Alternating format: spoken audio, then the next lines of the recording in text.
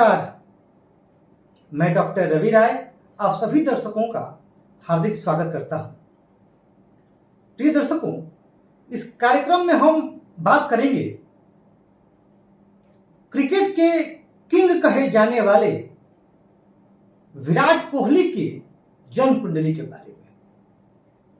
विराट कोहली का जन्म किस लग्न में हुआ और किन ग्रह स्थितियों के कारण विराट कोहली आज इस बुलंदी पर है कि उन्हें क्रिकेट का किंग कहा जाता है, और जिस तरीके से वह सभी रिकॉर्ड तोड़ते जा रहे हैं और अपने नाम रिकॉर्डों को करते जा रहे हैं, वह अद्भुत है।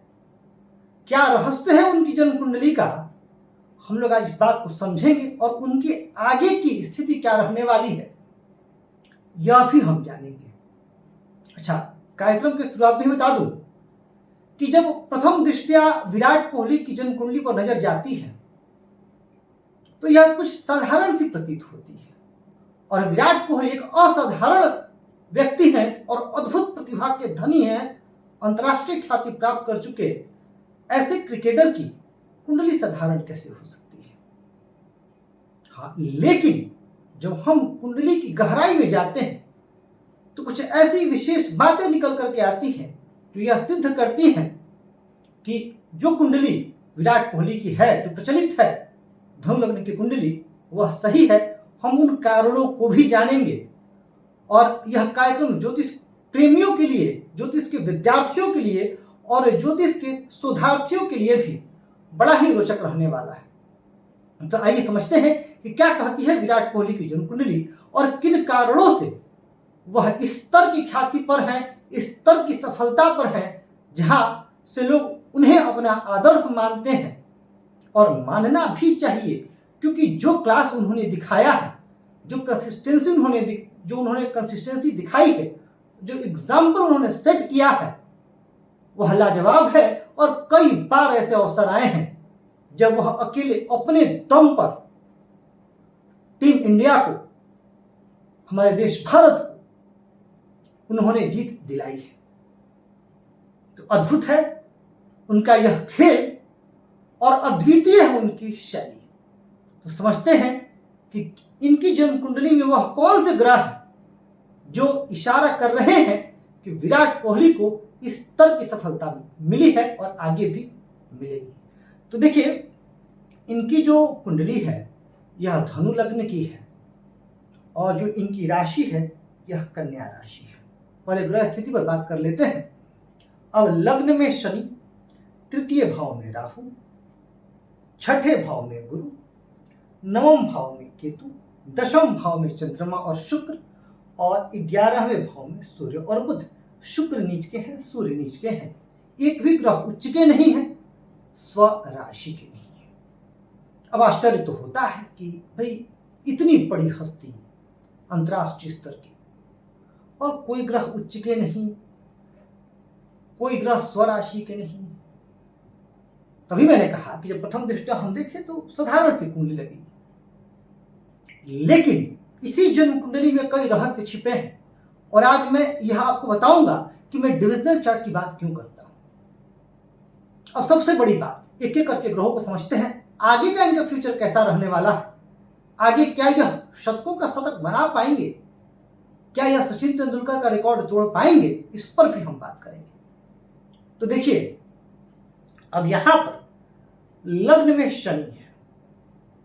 अब लग्न में शनि धनु लग्न की कुंडली में बहुत अच्छे ग्रह नहीं माने जाते हैं, मारक होते हैं। शनि दूसरे भाव के स्वामी है और तीसरे भाव के स्वामी है, परंतु याद रखिएगा शनि तुला राशि, मकर, कुंभ और वृषभ राशि के बाद धनु और मीन राशि पर बहुत अच्छा फल देते हैं। जहां तक मुझे याद है डॉक्टर एपीजे अब्दुल कलाम की भी जन्म कुंडली धनु लग्न की है और उनके भी शनि यही है। यहां शनि एक बहुत अच्छा गुण दे देते हैं, और जानते हैं वह गुण क्या है? वह गुण है परिश्रम का, मेहनत का, अथक प्रयास का, अनवरत प्रयास का। और जिस व्यक्ति के अंदर यह गुण आ जाता है, मेहनत का, प्रयास का, किसी भी स्थिति में हार ना मानने का, सफलता उससे बहुत दूर नहीं रह सकती। विलंब भले हो सकता है, लेकिन ऐसा जातक अद्वितीय स्तर का सफलता प्राप्त करता है। यहाँ शनि कई मामलों में अच्छे हैं। सबसे पहले शनि यहाँ धनु राशि पर, गुरु की राशि पर, और शनि यहाँ धनेश है, और धनेश का संबंध बना लग्न से, यानी मन मस्तिष्क व्यक्तित्व से धन का जुड़ जाना। यानी ऐसा जातक जब तक इस धरा पर रहेगा तब तक धनवान रहेगा, प्रतिष्ठावान रहेगा, ख्यातिवान रहेगा। और पराक्रमेश का संबंध लग्न से बन जाना। अब सोचिए जरा, पराक्रम के स्वामी आपके मन मस्तिष्क में आकर के स्थित हो रहे हैं, मेहनत के स्वामी जो आपसे कुछ करवाना चाहते हैं, अगर वही आपके व्यक्तित्व से जुड़ जाए तो आपके व्यक्तित्व में मेहनत। और शनि उन व्यक्तियों पर बड़ा प्रसन्न रहते हैं जो शारीरिक श्रम करते हैं। और विराट कोहली की जो फिटनेस है, क्रिकेट का स्किल तो अद्वितीय है ही, लाजवाब है ही, परंतु जितनी परिश्रम और जितनी मेहनत और जितना परिश्रम वो अपने फिटनेस पर करते हैं वह भी अद्वितीय है, और वह दूसरों के प्रेरणा स्रोत बने हुए हैं इसकी वजह से। तो यह शनि करवाते हैं इनसे। कुल मिलाकर के शनि अच्छी स्थिति में है। लग्नेश की स्थिति पर बाद में आऊंगा, क्योंकि यह ज्योतिष का सर्वमान्य सिद्धांत है कि जब लग्नेश छठे, 8वें या 12वें भाव में जाते हैं तो अवयोग बनता है, और ऐसे व्यक्ति के जीवन में संघर्ष बढ़ जाता है। पर विराट कोहली को संघर्ष करना पड़ा, निसंदेह करना पड़ा। ऐसा नहीं है कि सब चीजें बड़ी आसानी से उन्हें मिल गई, परंतु संघर्ष के बाद सफलता क्यों मिली यह भी जानेंगे। अब बात करते हैं राहु की। मैंने कहा कि आपने टाइटल देखा होगा, क्या राहु ने बनाया विराट कोहली को क्रिकेट का किंग। मैंने ऐसा क्यों लिखा, कारण क्या है? देखिए, राहु एक बड़े ही अच्छे ग्रह है अचानकता के मामले में। अच्छी चीजों को भी राहु करवाते हैं और खराब से खराब समय भी राहु ही देते हैं। डिपेंड करता है कि राहु का पोजीशन क्या है। अब यहाँ राहु तीसरे भाव में है, और सभी शास्त्र एक मत से कहते हैं कि राहु तीसरे, छठे, 10वें और 11वें भाव में हो तो बड़ा लाजवाब फल देते हैं। अब यहाँ राहु तीसरे भाव में इन्हें अद्वितीय पराक्रमी बना रहे हैं अपने फील्ड में, क्रिकेट में। अब इनका पराक्रम किसी से छिपा तो है नहीं। और मैंने पूर्व में कहा कि कई बार जब लग रहा था कि भारत मैच हार जाएगी, उस समय विराट कोहली संकट मोचक बनकर खड़े हो गए, और जब तक जीत ना दिला ली तब तक उन्होंने चैन न लिया। और ऐसा एक बार नहीं हुआ है, अनेकों बार हुआ है। अब यहाँ राहु देखिए क्यों बहुत बलवान है, कारण समझिए। 17 अंश पर इनके राहु है, और इसके अलावा राहु शनि की राशि पर स्थित है, अपनी मित्र राशि पर। और उससे भी महत्वपूर्ण बात कि वह शनि से दृष्ट है, यानी पराक्रम भाव शनि की दृष्टि अपने ही भाव पर जा रही है, और वहां राहु भी दृष्ट हो गए हैं। तो जब कोई भी ग्रह किसी ग्रह की राशि पर बैठता है और उस ग्रह से दृष्ट हो जाता है तो उसका बल कई गुना बढ़ जाता है। इसके अलावा राहु स्व नक्षत्र में है, राहु अपने ही नक्षत्र में है, तो यह जबरदस्त चीज। और राहु की महादशा में ही इन्होंने राइज किया। जो राहु की महादशा इनकी प्रारंभ हुई उस दशा में इन्होंने कई कीर्तिमान स्थापित किए। राहु की दशा में ही इन्हें टीम इंडिया में जगह मिली। यानी हम देख रहे हैं कि राहु इनके जीवन में एक महत्वपूर्ण भूमिका निभा रहे हैं। और मैंने क्या कहा, राहु अचानक परिस्थितियां अगर शुभ हो तो राहु सफलता की बुलंदी पर ले जाते हैं। और कई ऐसे उदाहरण हैं जहां राहु ने व्यक्ति के जीवन को बिल्कुल बदल कर रख दिया। इसके अलावा देखा जाए तो मंगल। अब मंगल की क्या स्थिति है? मंगल इनकी जन्म कुंडली में पंचमेश है और व्ययेश है। द्वादशेश अपने स्थानांतरण का फल करेंगे, पंचम का फल ज्यादा करेंगे। स्थित कहाँ है? स्थित है चतुर्थ भाव, और चतुर्थ भाव में स्थित होकर के त्रिकोण के स्वामी केंद्र में आ गए हैं अपनी मित्र की राशि पर, और संबंध बन रहा है चंद्रमा और शुक्र से। अच्छी स्थिति। पूछिए क्यों? क्योंकि इनकी जन्म पत्रिका में पंचमेश और लाभेश का संबंध बना, शुक्र और मंगल का संबंध बना। अब आपके मन में ख्याल आएगा शुक्र तो बली है ही नहीं, शुक्र तो नीच के हैं। शुक्र का नीच भंग हो गया है, आगे बताऊंगा अभी जब शुक्र पे आऊंगा। और जबरदस्त राजयोग शुक्र दे रहे हैं, और यह राजयोग जन्म कुंडली में लगता है तो जातक सफलता का इतिहास रचता है। अब बात करते हैं मंगल। अब मंगल यहाँ इनके, मंगल की जहां जहां दृष्टि जाएगी, पंचमेश है याद रखिएगा। और कोई भी ग्रह यदि पंचमेश से दृष्ट हो, भाग्य से दृष्ट हो, तो उनकी शुभता बढ़ जाती है। यहाँ शुक्र की शुभता बढ़ी, चंद्रमा की शुभता बढ़ी, इसीलिए इनका जो एग्रेशन है फील्ड में, मैं जब बैटिंग करते हैं तब की बात कर रहा हूं, ऐसे तो ये एग्रेसिव है, डोमिनेट करना चाहते हैं, जरूरी भी होता है खेल में, पर जब फील्ड में होते हैं तो आपने देखा होगा कि बैटिंग करते समय जो इनका एग्रेशन है वो कंट्रोल्ड एग्रेशन होता है और उनको पता होता है कि कब कौन सा शॉट कहां खेलना है। ये मंगल जो पंचमेश की दृष्टि का चंद्रमा पर, इसकी वजह से बैटिंग करते समय इनका पूरा ध्यान, पूरा फोकस, पूरा कॉन्सेंट्रेशन अपनी बैटिंग पर रहता है। अब मंगल की जो दृष्टि है दशम भाव पर जाकर के निसंदेह इनको अपने कार्मिक क्षेत्र में सफलता प्रदान कर रही है। बात करते हैं लग्नेश गुरु की। गुरु लग्न के स्वामी, और लग्न के स्वामी छठे भाव में आ रहे हैं। एक बात समझिएगा, छठे भाव पर जब मैंने चर्चा की थी, मैंने आपसे बताया था कि अमूमन हम छठे भाव से डरते हैं, और चूंकि बुरा भाव है भी, ज्योतिष शास्त्र से बताया गया, परंतु हर भाव अपने आप में कुछ रहस्यों को समेटे होता है। छठा भाव शत्रु का है, रोग का है, ऋण का है, परंतु आज के समय में इसकी प्रासंगिकता और इसकी महत्ता बहुत ज्यादा है। क्यों? वो इसलिए ज्यादा है क्योंकि दशम से नवम बनता है, यानी आपके कर्म का भाग्य बनता है, और साथ ही जब लग्नेश छठे में आते हैं तो प्रतिद्वंदिता, जीतने का जुनून, सबसे आगे निकलने की इच्छा, अति महत्वाकांक्षा यहां दे देते हैं गुरु। और यहां गुरु शत्रुहंता बनाते हैं, और लग्नेश जब यहां आएंगे गुरु तो जातक अपने शत्रुओं पर हावी रहेगा, संघर्ष जीवन में बढ़ा देंगे। अब कहने की आवश्यकता नहीं कि विराट कोहली ने संघर्ष कितना किया है टीम इंडिया में पहुंचने के लिए, ये किसी से छिपा नहीं है।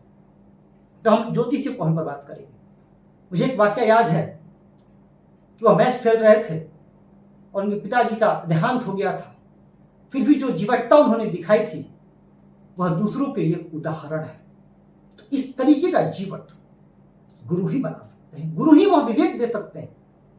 एक और बात है ना कि मैंने एक कार्यक्रम किया था, उसमें मैंने बात की थी लग्नाध योग और चंद्राध योग की। तो यहां पर लग्नाध योग जो है वह फलीभूत हो रहा है। अब लग्नाध योग क्या कहता है? लग्न से छठे, आठवें, छठे, सातवें और आठवें यदि शुभ ग्रह हो तो लग्नाधि, चंद्रमा हो तो चंद्राधि। और एक बहुत महत्वपूर्ण बात, सुदर्शन चक्र पद्धति से भी इनकी कुंडली जबरदस्त है, जो मैं इन ग्रहों का एक बार बता लूं तो मैं उस पर भी आऊंगा। थोड़ा सा प्रतीक्षा कीजिए आप लोग, बहुत सारे रहस्य उजागर होने वाले हैं। और मैं कई जगह पढ़ भी रहा था कि ये कुंडली तो विराट कोहली की लगती ही नहीं है। ऐसा नहीं, हमें जानना है, कारण को ढूंढना है कि क्यों इनकी कुंडली इन पर प्रासंगिक हो रही है। अब बात कर लेते हैं, थोड़ा शॉर्ट में बताऊंगा क्योंकि दर्शन पद्धति से ही बात करनी है, और D9 और D10 के बारे में आपको कुछ बताना है। भाग्य स्थान में केतु है, 17 अंश पर है, और केतु जहां स्थित वहां के स्वामी सूर्य लाभ भाव में है, तो केतु भी इनके भाग्य में अवृद्धि करने वाले बन रहे हैं कुछ संघर्षों के बाद। अब आते हैं चंद्रमा और शुक्र पर। चंद्रमा इनके अष्टमेश है और दशम भाव में बैठे हैं। एक बार बता दूं, पूर्व में बता चुका हूं आपको कि धनु लग्न में सूर्य और चंद्रमा को अष्टमत्व का दोष नहीं लगता। मकर लग्न में सूर्य अष्टम भाव को स्वामी होते, धनु में चंद्रमा अष्टम को स्वामी होते, तो अष्टमत्व का दोष इनको नहीं लगेगा। अब यहाँ चंद्रमा शुक्र के साथ है, जैसे चंद्रमा गुरु के साथ गज केसरी योग बनाते हैं, वैसे ही चंद्रमा भी शुक्र के साथ अद्भुत करात्मक क्षमता देते हैं, बहुत ही श्रेष्ठ परिणाम देते हैं चंद्रमा शुक्र के साथ। तो यह भी बहुत अच्छी स्थिति। अब मन में सवाल आएगा कि शुक्र नीच के हैं। जी नहीं, शुक्र का नीच भंग हो गया है। समझिएगा कैसे। इनकी जन्म कुंडली में परिवर्तन राजयोग है और जबरदस्त फल देने वाला परिवर्तन राजयोग है। इनकी कुंडली में दशम भाव के स्वामी कौन? दशम भाव के स्वामी बुध। कहां बैठे हैं? शुक्र की राशि पर लाभ भाव में, यानी दशम लाभ में चले गए। समझिएगा, कर्म के स्वामी लाभ में जा रहे हैं, यानी व्यक्ति जो कर्म करेगा उससे वह लाभ अर्जित करेगा। और है कहां? अपनी मित्र राशि में, शुक्र की राशि में। यहां के स्वामी कौन? लाभ के। लाभ के स्वामी शुक्र आए कहां? बुध की राशि में। यानी बुध और शुक्र में क्या बना? राशि परिवर्तन। और यह दशम और लाभ का राशि परिवर्तन, यानी कर्म लाभ में, लाभ कर्म में, यानी कर्म से लाभ, लाभ से कर्म। क्या अद्भुत संयोग है। और जिसका लाभ भाव बलवान होता है वह व्यक्ति इस धरा पर बहुत भाग्यशाली है। क्योंकि 11th हाउस एग्जैक्टली क्या है? 11th हाउस एग्जैक्टली हमारे जो डिजायर्स हैं, जो एम्बिशंस हैं, जो हम लाइफ में करना चाहते हैं, कुछ करके दिखाना चाहते हैं, उसके फुलफिलमेंट का है। तो यहां पर जब दशम और लाभ का परिवर्तन राजयोग बना, तो इस राजयोग ने तो शुक्र का नीचभंग किया ही, और परिवर्तन राजयोग भी बना और शुक्र से नीचभंग राजयोग भी बना। नीचभंग राजयोग पर मैं पूर्व बता चुका हूं आपको। नीचभंग राजयोग वाले जातक अपने जीवन काल में बहुत ऊंचा उठते हैं। अब यहां शुक्र बहुत ज्यादा शुभ हो गए और कर्म और लाभ के का यह परिवर्तन इन्हें अपने जीवन काल में श्रेष्ठतम सफलता दे रहा है। अगर आप स्वर्गीय श्रीमती इंदिरा गांधी जी की कुंडली देखें तो उनकी कुंडली में ग्रह कोई बहुत ज्यादा उच्च स्थिति में थे नहीं, उच्च की बात कर रहा हूं, अपने जहां जिस राशि पर उच्च के होते, पर उनकी जन्म कुंडली की जो सबसे अद्वितीय बात थी और जो बहुत ही कम पत्रिकाओं में मिलती है, वह था परिवर्तन राजयोग। 6 ग्रह मतलब 3 परिवर्तन थे, 3 to 6 प्लैनेट्स उसमें शामिल थे। जैसे विराट का एक परिवर्तन है, विराट कोहली की कुंडली में 2 ग्रह हैं, इंदिरा गांधी जी की पत्रिका में 3 परिवर्तन थे, 6 ग्रह शामिल थे। और यह परिवर्तन राजयोग यदि केंद्र त्रिकोण का बन जाए, कर्म लाभ का बन जाए, धन लाभ का बन जाए, तो कहना ही क्या, अद्भुत स्थिति बन जाती है।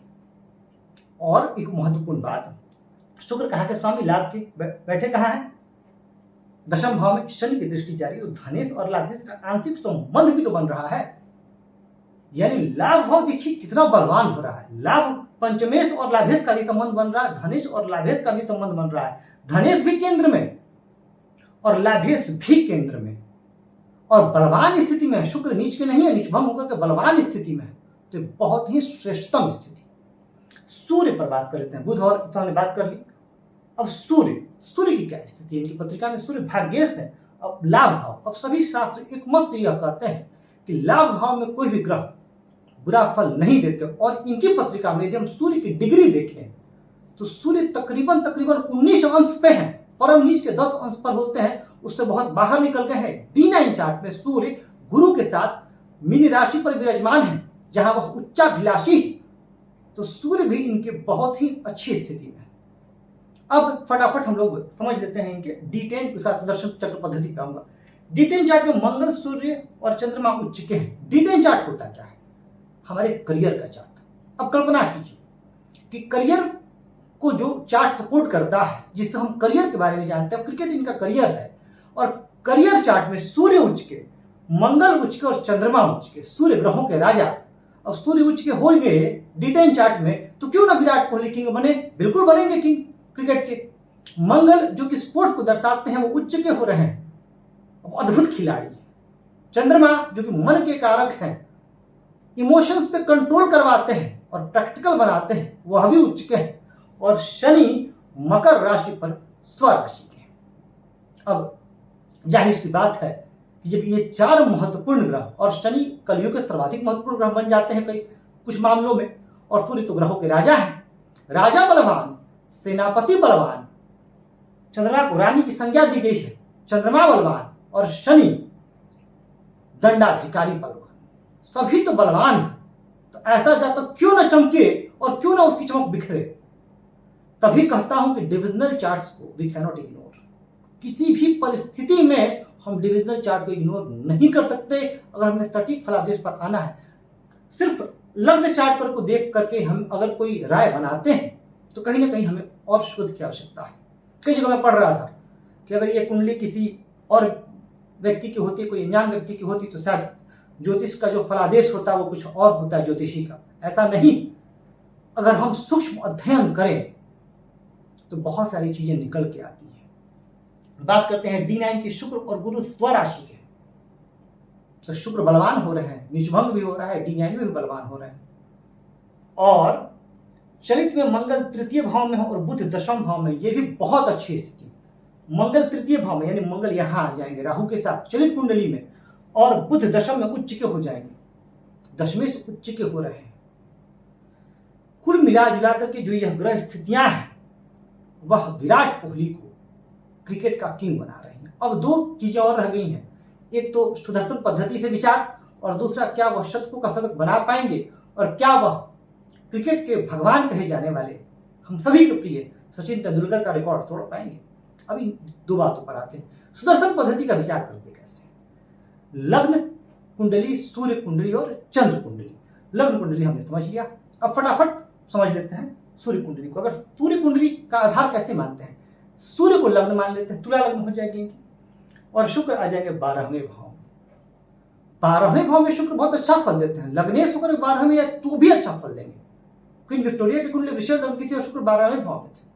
बलवान होना चाहिए, और मैंने यह बताया आपको कि शुक्र बलवान है, यानी शुक्र बलवान हो गया, लग्नेश बलवान हो गया। इसके अलावा अगर हम बात करें तो जब सूर्य यहां आएंगे तो स्थिति क्या बनेगी, गुरु यहां आ जाएंगे अष्टम भाव में। 7 अंक जब यहां आएगा तो यहां 1 यहां 2, यहां भी बना लग्नाधि योग। लग्नाधि योग क्या कहता है, 6, 7, 8 में शुभ ग्रह, यानी लग्नाधि योग में लग्न बलवान होता है। क्योंकि जब गुरु यहां होते हैं तो भी दोनों ओर दृष्टि जाएगी, गुरु यहां होंगे तो भी दोनों ओर दृष्टि जाएगी, लग्न को विशेष बल मिलता है, गुरु की पार्श्व दृष्टि जाएगी। और जब 7 अंक यहां आएगा तो शनि कहां आएंगे, शनि बन जाते हैं तुला लग्न के सर्वाधिक योग कारक ग्रह। तो शनि आ जाएंगे पराक्रम भाव में, और एक केंद्र और त्रिकोण के स्वामी होकर के पराक्रम में बैठ करके भाग्य भाव पर उनकी दृष्टि जाएगी, क्योंकि भाग्य को बहुत ज्यादा बलवान बना देगी।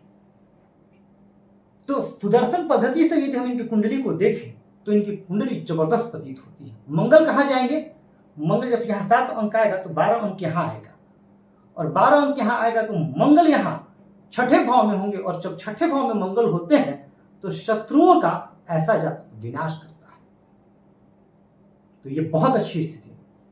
अब बात की जाए इनकी चंद्र लग्न की, सुदर्शन पद्धति चंद्र कुंडली, अगर चंद्रमा शुक्र यहां आएंगे तो क्या स्थिति बनेगी, यह भी बहुत अच्छी स्थिति बन रही है। चंद्रमा शुक्र का लग्न में होना यह दर्शा रहा है, लाभेश लग्न में आ जा रहा है। लाभेश जो है चंद्रमा बन जाएंगे इनके कन्या लग्न में, और शुक्र क्या बन जाएंगे कन्या लग्न में, धनेश और भाग्येश बन जाएंगे। यहाँ 6 है तो बता देता हूं कैसे। 7 अंक यहाँ आ जाएगा, 2 अंक यहाँ आ जाएगा, यानी धनेश लाभेश और भाग्येश का संबंध लग्न में बनना। और पूर्व बता चुका हूं कि शुक्र इनके बहुत ताकतवर स्थिति में है। फिर उस स्थिति में इनके व्यक्तित्व से लाभ का, व्यक्तित्व से धन का, व्यक्तित्व से भाग्य का जुड़ जाना, तो निसंदेह जातक भाग्यवान तो होगा ही। इसके अतिरिक्त अगर हम बात करें मंगल की, तो मंगल आ जाएंगे कहां, इनके चंद्र लग्न से 7वें भाव में, और मंगल की दृष्टि कहां जाएगी, 10वें भाव पर, और लग्न पर जो उन्हें जबरदस्त ऊर्जावान बनाएगी और कार्य क्षेत्र में बहुत सफलता देगी। और सूर्य और बुध उनके वाणी भाव में आ जाएंगे। सूर्य कभी कभी वाणी में उग्रता दे देंगे और देते भी, और एग्रेशन ठीक है। फील्ड के मैदान में थोड़ा सा जोश होना चाहिए, जो विराट कोहली में भरपूर मात्रा में। और बुध लग्नेश का धन से संबंध बनना, और यहां देखिए क्या स्थिति बनेगी चंद्र लग्न से, लग्नेश और धनेश का स्थान परिवर्तन होगा। और जब लग्नेश और धनेश का स्थान परिवर्तन होगा तो ऐसा जातक तो महाधनी महाधनवान होगा ही होगा। यानी सुदर्शन पद्धति से भी इनकी कुंडली बहुत ताकतवर प्रतीत हो रही है। शनि कहाँ आ जाएंगे, शनि आ जाएंगे 4th भाव में, कन्या लग्न में शनि त्रिकोण के स्वामी होते हैं। अब शनि 4th में आकर के कई बार इन्हें विवादों में भी रखेंगे, कंट्रोवर्सी में भी ये आएंगे, परंतु गुरु की कृपा से ये बचते रहेंगे, कंट्रोवर्सी से निकल जाएंगे। और गुरु कहाँ स्थित हो जाएंगे, गुरु स्थित हो जाएंगे भाग्य भाव में चंद्र लग्न से। और गुरु स्वामी कहाँ के बनते हैं, तो गुरु स्वामी बनते हैं कन्या लग्न में 4th के और 7th के भाग्य में आना इनके भाग्य में बहुत ज्यादा वृद्धि करने वाला बन जाएगा। यानी सुदर्शन पद्धति से यदि हम देखें तो विराट कोहली की जन्म कुंडली बहुत ही सशक्त प्रतीत होती है। अब बात करते हैं क्या वो रिकॉर्ड तोड़ पाएंगे क्या। देखिए अभी वर्तमान में विराट कोहली की राहु की महादशा चल रही है और राहु में शुक्र की अंतर्दशा चल रही है। राहु और शुक्र दोनों परम मित्र हैं और ये अंतर्दशा 2024 तक चलेगी। तो 2024 तक तो विराट कोहली का समय बहुत अच्छा चल रहा है, कई रिकॉर्ड वो अपने नाम करेंगे। लेकिन उसके बाद जो राहु में सूर्य की अंतर्दशा आएगी, राहु में जो सूर्य की अंतर्दशा आएगी तो जो सूर्य है और राहु ये शत्रु हैं। सूर्य और चंद्रमा सबसे बड़े शत्रु हैं राहु के, बता चुका हूं ग्रहण योग के वीडियो में क्यों। तो 2024 तक तो इनके सितारे फुल सपोर्ट करेंगे, लेकिन 25 से राहु में जब सूर्य आएंगे तो विराट कोहली जबरदस्त राजनीति के शिकार हो सकते हैं। हो सके तो इन्हें मैचों में मौका ना मिले, इन्हें बाहर बिठाया जाए, कुछ परिस्थितियां इनके विपरीत जा सकती हैं। परंतु देवगुरु बृहस्पति की कृपा से और राहु के प्रभाव से, मंगल के प्रभाव से यह पूर्ण संभावना है कि वह उन राजनीति से भी बाहर निकलेंगे और सचिन तेंदुलकर का जो रिकॉर्ड है, हमारे क्रिकेट के भगवान सचिन तेंदुलकर का जो रिकॉर्ड है, उस रिकॉर्ड को वह तोड़ पाएंगे। इनकी जन्म कुंडली यह प्रबल संभावना बता रही है। सिर्फ जो समय इनका रहेगा, राहु में सूर्य और राहु में चंद्रमा 2025 से 27 तक का, ये समय इनके लिए बहुत क्रूशियल रहेगा। अगर इस दरमियान इन्हें मौका मिलता है तब ये निश्चित तौर पर रिकॉर्ड तोड़ देंगे, पर इसकी भी प्रबल संभावना है कि विराट कोहली राजनीति के शिकार हो सकते हैं। इससे भी इनकार नहीं किया जा सकता है। प्रिय दर्शकों, यह हमने जाना कि क्रिकेट के किंग विराट कोहली की जन्म कुंडली क्या कहती है, इनके सितारे क्या इशारा कर रहे हैं। कहूंगा आपसे कि यदि आपके मन में भी कोई प्रश्न हो, कोई जिज्ञासा हो, या आप अपने बारे में या अपनों के बारे में कुछ जानना चाहते हो, तो चैनल के किसी वीडियो पर कमेंट करें। हमारा प्रयास रहेगा कि मैं आपके प्रश्न का भी उत्तर अवश्य दें। इस कार्यक्रम में इतना ही। धन्यवाद।